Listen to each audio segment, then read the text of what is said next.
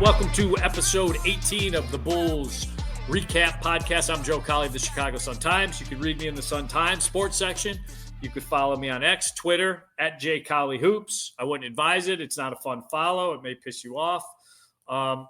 Look, I've been around Minnesota now since I met my wife and father-in-law and all the Minnesotans for about 20-some years. And there's a thing called Minnesota nice.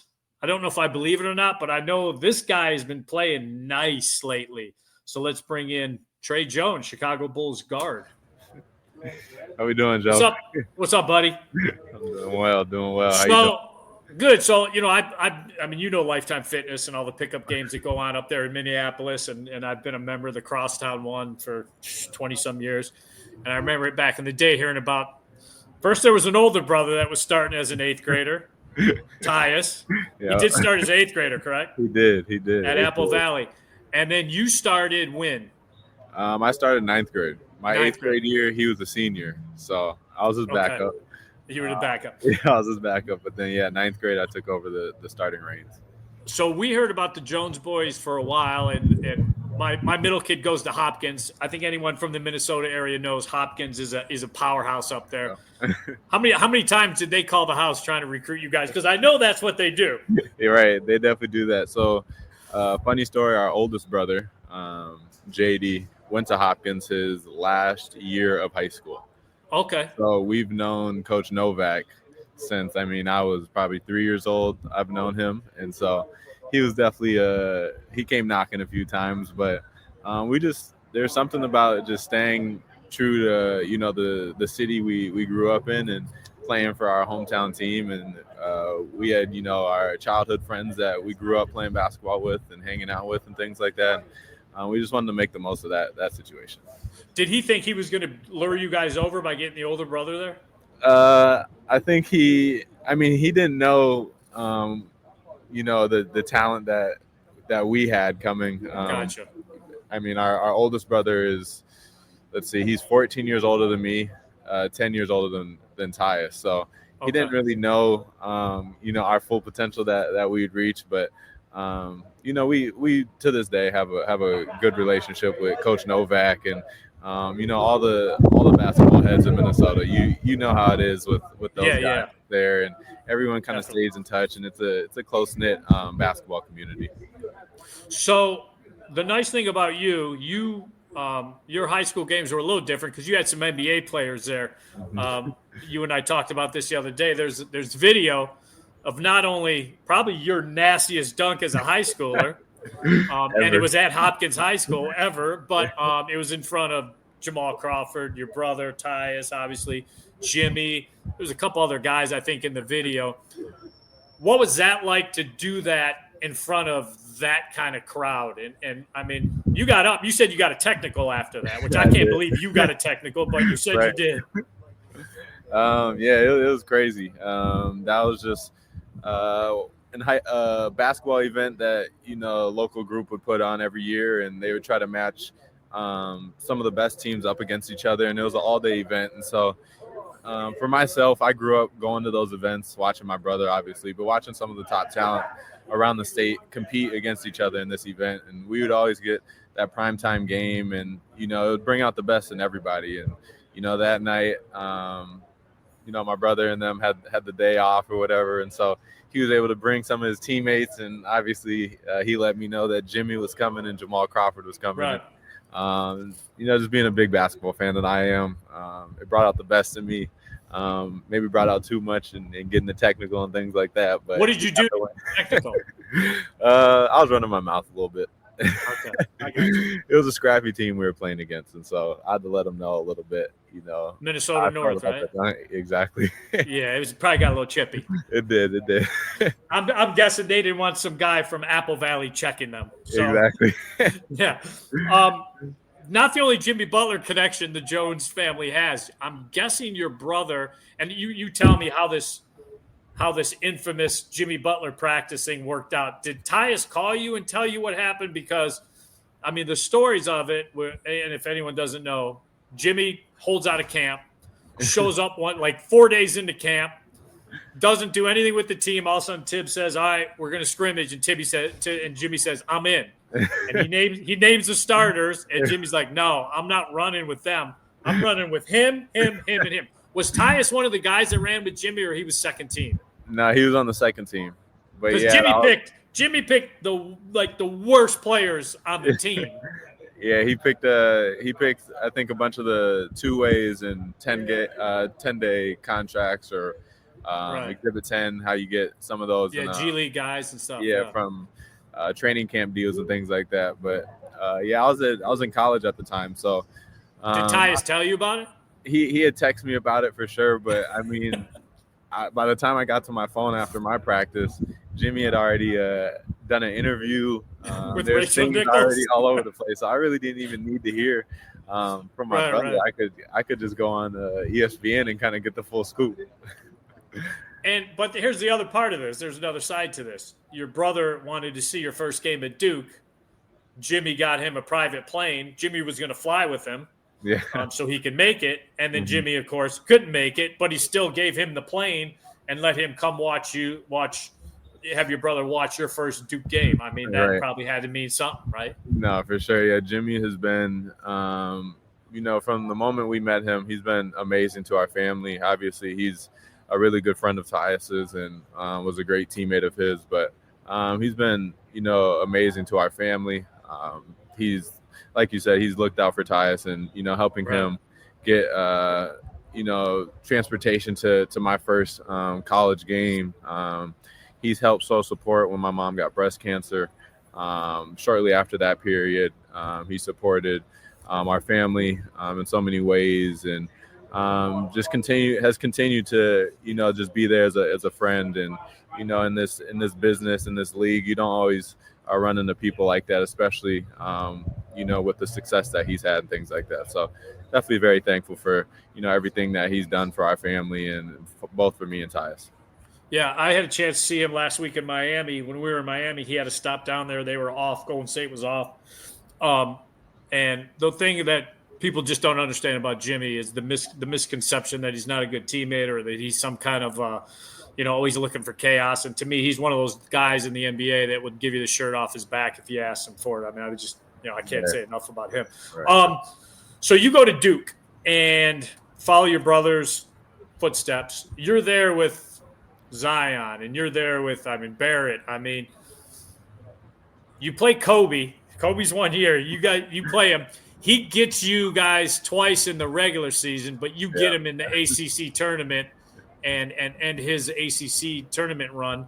To you, what was more important, the regular season having two, or Kobe?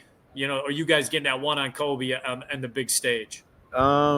It's easy for me to say, in the ACC tournament because it led to us winning the ACC tournament. But I think that I want to say they won the regular season ACC that year. So them getting those 2 wins over us, I think propelled them to win that regular season. But, we got them, for the tournament. So, I guess I'll take that, but it never feels good losing, on your home court to your rival.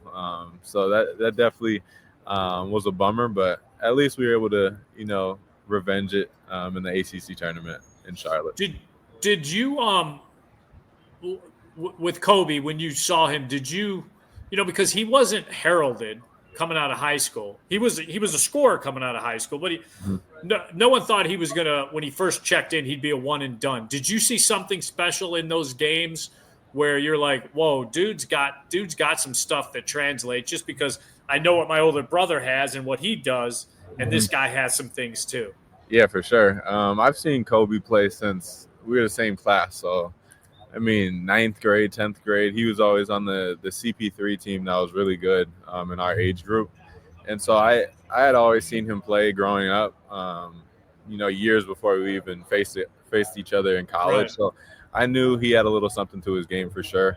And then college, obviously, he took it to a whole nother level. And, he did, great things there. His one season with North Carolina. And, I think just being a fan of the game of basketball, just being able to, realize, a player's talent like himself. And I was able to see that early on for sure. And just the way he was able to dominate the game at that level, and coming in not being one of those guys that they talk about as a one and done guy. You almost have to do more than, and he did exactly that and was able to get his name there into the lottery, and now he's doing amazing things here in Chicago. Did you check in after your first year? Did you check in and say, what's my value? What was that a thought? It definitely crossed my mind, but losing that Elite Eight game definitely left a bitter taste in my mouth. I had grown up a Duke fan, obviously saw my brother go there and win a championship, and so I just felt like there was more for me to accomplish at the college level. I also was dealing with some health things that I had to take care of, and I felt like I wasn't ready to make that jump yet until my body was ready, and I just was ready mentally. I didn't want to close that chapter of my life, because you can't go back to college and experience those things again. So, I thought about it for a little bit, but it didn't take long for me to, know how I really felt. And I felt like, I wanted another season at Duke. You, when people ask you about, just what's up, Vooch? Trey said I'm his favorite big man. All right. Yeah. Just saying. That's what I heard. My favorite big man right there. Checking in. Well, I guess it is now. Can you put into words Duke, Carolina, what that's like? It's one of one. It's a one-of-one rivalry.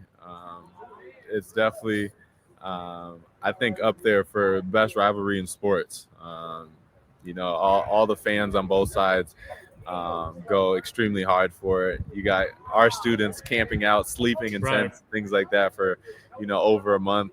And then you got, their fans. They're just crazy. They're heckling our fans and family walking into the games and things like that. So, there's nothing like that energy that you feel around campus, that you feel in the arena and things like that. So it's definitely crazy. So when you actually do come out of Duke, then did you have a feel of the draft, how it would go? Were you unhappy with the results, or did you kind of feel like, that's probably where I'm slotted to go, and that's where, you know what I mean? Or did you take it as a slight? Just talking to Io was pissed off. He took it as a slight, remembered all the guards picked in front of him. And what was your mindset with that? It's definitely I feel like you kind of get pros and cons of it all. You get the feeling that you heard your name called in the NBA draft. You got drafted. You're in the NBA. You're on an NBA team. But then, you're sitting there for myself to the second round, and you don't realize how long it takes for the second round to roll around and for you to hear your name at that point. So it takes a long time. It was a long night. Obviously, you hear names being called before you that you feel like, why is my name not called if, they're able to go? But, always trusting that God has a plan. And, he was able to put me in a great position there in San Antonio. And I don't think I could have been drafted into a better situation and just learn how to be a professional, go through, their G League program and how they just develop guys and things like that. And so, it was just an amazing situation for myself. And I wouldn't trade, that for being picked, 10 picks earlier or whatever, just because of the situation I was in.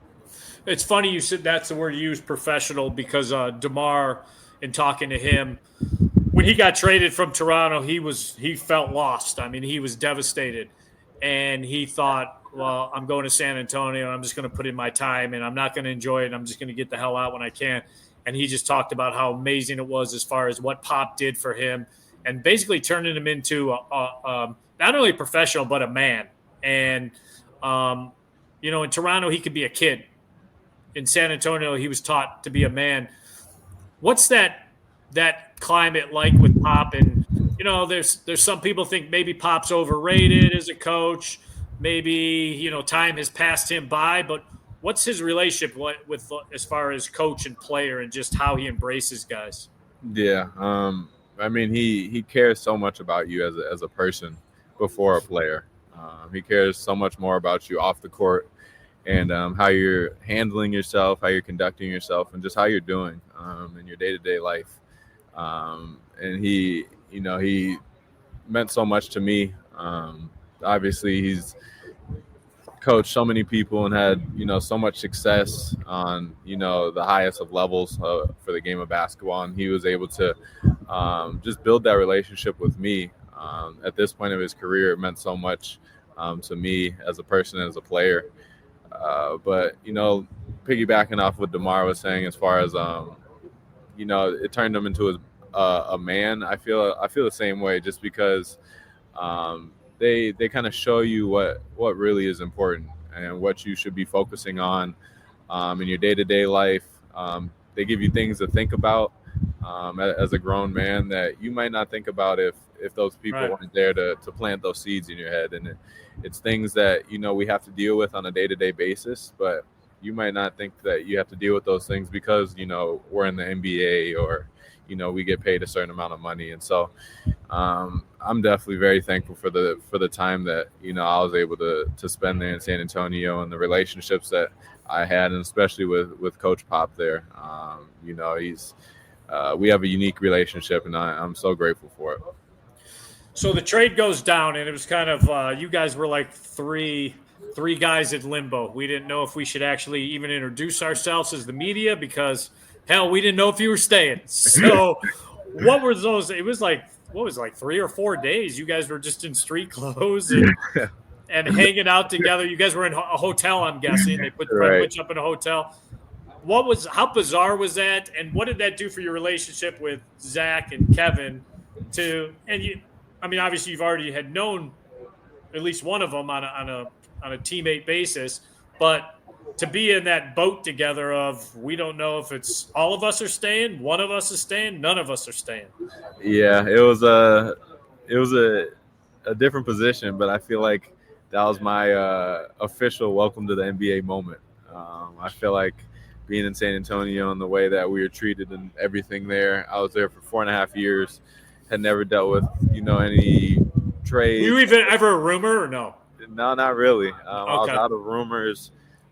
Free agency was pretty smooth, and me signing my 2-year extension there. And so I never really experienced the business side of the NBA. And so that was my first time, being thrown straight into it middle of the season. But being able to experience it with Zach, definitely made it a lot easier. He had been part of not a trade before, but signing with a new team and having to reintroduce himself and doing all that stuff. So kind of followed his lead there. He's a professional and a great guy, so it was easy to work with him. And then getting to know Kevin in that short period as well. Obviously, we all were going through the same thing and trying to navigate the new city and the new organization and everything. So we were able to get pretty close with each other just from going through those things together. But the organization was great with us in that time. Obviously, no one really knew what was going on in those couple of days, but everyone was extremely accommodating to us and just helping us in whatever way we needed. So we were very appreciative of that. So you're kind of buying your time, and Billy kept telling us, I love his point guard skills. And we were kind of like, okay, but when are we going to see him for extended minutes? If you love him, we got to see him. And obviously there was a acclimation period where you guys had to kind of figure out. And but you don't strike me, and just from what I remember, just from you growing up and hearing about you, you seem to be one of those guys that your game is pretty adaptable pretty quickly. So what was that like as far as where you were the first couple games and getting minutes and your role then to obviously some injuries, whether it was Josh, Io for the season with the shoulder surgery, Lonzo now with the setback. Now it's 7 starts for you, 5-2 record. I mean, do you feel like this is as comfortable and this is some of the best, most confident basketball you've been playing since you've been in the NBA? Yeah, I would definitely say that. Obviously the opportunity has presented itself now, and so it was just about just staying ready and waiting for my name to be called. I knew coming in, obviously there's a lot of guards here, but I also knew that Coach Billy likes to play a lot of guards, and we like to get up and down, and so We will play some guys because of the shape that we have to be in to be able to play and everything like that. So I knew that, I'll be able to get a shot for sure and be able to try to, make an impact on this team in a positive way. I didn't know this would present itself for sure, and I'm very grateful to be in this situation. But yeah, I'm just, thankful for my teammates to be able to help me with this transition and making it smooth. The guys have been real easygoing. Nobody has a big ego. There's not any selfish guys here. Guys have been able to, help me and the other new guys, transition here well, and it's just made it all a lot easier. I know if Billy Donovan had control of the checkbook, you would already have a check beyond this season, with your contract expiring, just in talking to him and the way he talks about you. Do you think about that this summer and what that's going to mean for you, or are you not a guy that kind of puts the cart in front of the horse?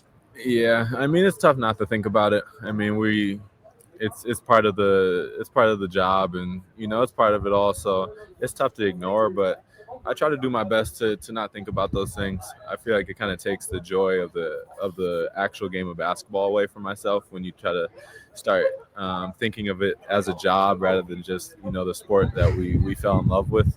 So I feel like just trying to ignore those things and fully throw myself into this moment. And just the group that we're around, I know how rare it is to be around a group like this, and so I just want to make the most of it for the rest of the season and see where we end up after this year. I feel like with the team that we have right now, the way we're playing, the sky's the limit. So we're going to try to continue to, extend the way we're playing and hopefully continue to grow and feel like we're playing the right way at the right time of year. You want to be playing your best basketball towards the end of the season. So that's what we're doing right now. We're going to try to keep climbing up these standings and see where we finish off. Oh, if Billy had that checkbook, you don't even know. Hey, I'm going to get you out of here. Before I do, we do something called the Interrogation Room. I'm going to put you in there, just kind of fun questions, have fun with them. Okay. Whatever comes to your head. This question came up the other day in the locker room, and some of the Chicago guys didn't like it. The last 10 years, better basketball, Minneapolis or Chicago? Players coming out of those cities. Minneapolis, come on now. It's not even close. We got the Jones brothers. We got Suggs. We got Holmgren. We got Jericho Sims. Yeah. IO, THT. Who do they got? They got nothing. We got many more. All right, I got three Minnesota nice questions for you. You just tell me no or Minnesota nice. Okay. The Bulls want to bring you back, but at a discount. No, or are you Minnesota nice? Minnesota nice. Okay. You get dunked on and shoved by another player. Oof. Do you shove him back, or are you Minnesota nice? I'm going to have to shove him back on that one. All right. We got to draw the line somewhere. Right. A sports writer that you've only known for a month doesn't have a room because the Renaissance didn't have it ready. Do you let him crash in your room for a little while? Do you say no, or are you Minnesota nice? I think that I'm going to have to say no to that one. Well, I got my room finally. It took a while, but I finally got my room. Sorry about that. Hopefully it's not That's you. Right. All right, just some other questions now. You're a general manager. You could start a team. You played with Zion, and you played with Wemby. Oh. Would you take a healthy – these both guys are healthy and at their peak condition, Wemby or Zion? That's a tough spot to be in. That's a good one, though. It is a good spot. You probably got to take the unicorn, don't you? I mean, he's a freak of nature. He is a freak, but they're both unicorns. That's true, they are. Like when Zion's healthy, he's doing stuff that no one's really done. You're right. So I don't know. I have respect for both of them. I'm gonna have to take a Minnesota nice answer. And this is not the Minnesota nice part. No. All right, that's fine. Okay. Years from now, your firstborn has come to you. He's got a full offer, but it's the only full offer is to North Carolina. Do you allow him, or do you say no? Or him or her, whatever. I'm going to try to pull some strings on the back end and see if we can get into a different university first. But obviously, it's very historic. So if that's his option, we're going all in. Last time you and Ty's played one-on-one, who won? Oh, Honestly, it was probably him. Okay. But I think it's starting to even out. We don't play too often anymore just because, competitive juices get flowing and, Right. We have some flashbacks to our younger days when we'd start getting too physical. But I think it's pretty even now. All right, last one. The team plane goes down, God forbid, knock on wood, lands on a deserted island. Okay. This is just out of the coaching staff and the players. Who is the first eaten? And you can't say Stacey King like Zach LaVine did years ago. And who is the last survivor? First eaten? Vooch is slow. Gonna have to go Vooch. Your favorite big man. Favorite big man. He's gonna have to be the sacrifice. And then who's last survivor? Of these cats. Who's like a good nature person? I don't know him too well yet. So I'm going to go with, let's see. I'm not good at nature. I don't think a lot of these guys are good at nature. No, I don't think so either. I'm going to go with our equipment manager, Dan. I think that's the dark he'll horse. figure it out? Okay. Yeah, I think he'll figure it out. Trey, thanks a lot, buddy. I appreciate it, man. Yes, sir. Thank you, Joe. Had fun hanging with your brother. Yes, for sure. I will. I'll see you soon. All right. Take care. Tre Jones. He's probably one of the nicest guys I've covered. What you see is what you get. If you believe in Minnesota nice, he kind of is the poster boy for that. So, I was glad he could join us. Playing ridiculous basketball. I think since he started, 15.3 points a game in the last 7 games and like 6.9 assists. He's running with, whoever he's out there with, he's just making guys better. So it'll be interesting to see what happens with him this offseason, which brings us perfectly segue right into Cowley Island and the weekly rant. So if Tre Jones cannot be signed, it is because of one reason. Well, several reasons, actually. Arturas Karnisovas loves giving contract extensions, but even more so, loves giving the last year of it as a player option. Javon Carter's, I think, $6.9 million next year player option. He's going to pick it up. Why wouldn't he? It's an easy $7 million. That could have gone towards Tre Jones. This one has nothing to do with next year, but again, Patrick Williams, last year, player option. The first guy they did not give a player option to just happened, maybe because they finally learned their lesson after getting battered and bruised with all these player options they were handing out, and that is the that is the Lonzo Ball contract. It's a 2-year deal, which is basically a 1-year deal because it's a team option. They own the last year.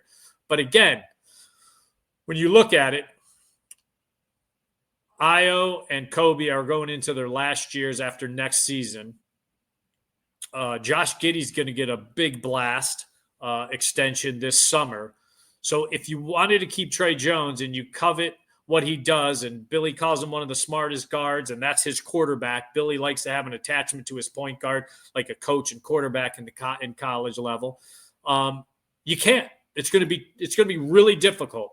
I mean, there could be some moves made and stuff, but then you're going to have to move one of the guards, see what money you take back, hope it's not as much money or it's close enough to make the deal, and then figure out how you're going to squeeze the rest of that money out and hope Tre Jones is not – the rest of the league is not seeing what the Bulls are seeing. So they've kind of put themselves in a corner, but you could say the Bulls have put themselves in a corner in a lot of ways the last 3 years. So, all right, let's go to the list. These are the 5 best Bulls players since Zach LaVine was traded.